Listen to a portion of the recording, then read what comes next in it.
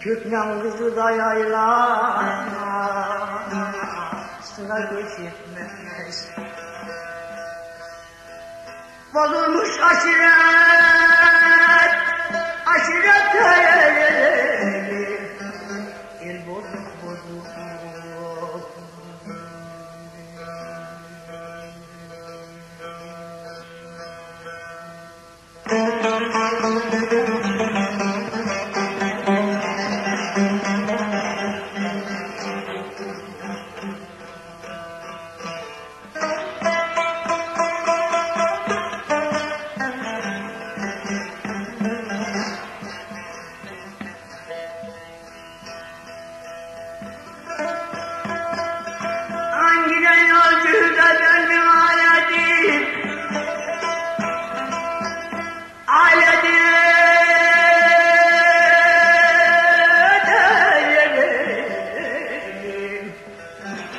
Susuz germene dert mi bağladı beni?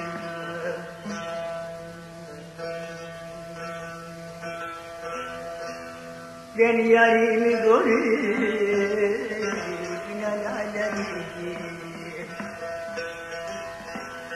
gönül bahçesinden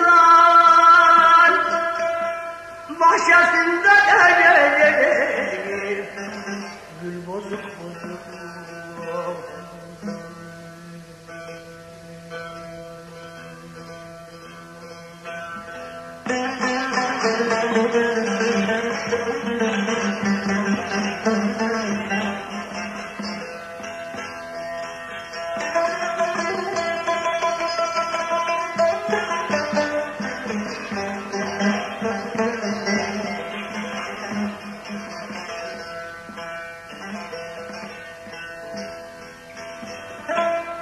Elim ermez de güllerini derbiye, elim ermez güllerini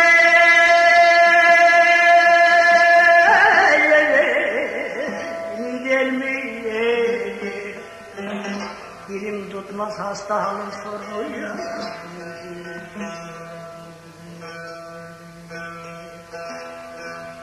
Dört kitabım ana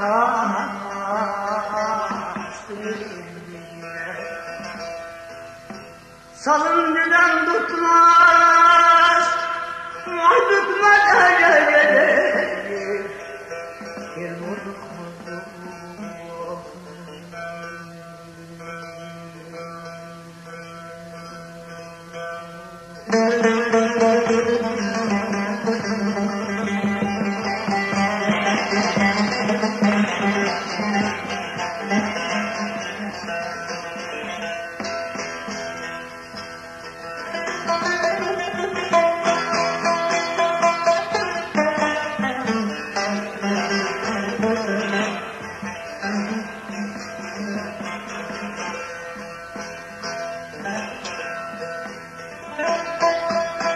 Bir sultanım deryaya girdik kul diye, kul diye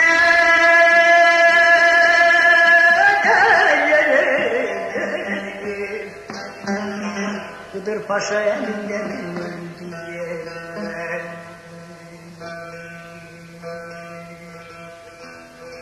Dostlar bizi ısmarlamış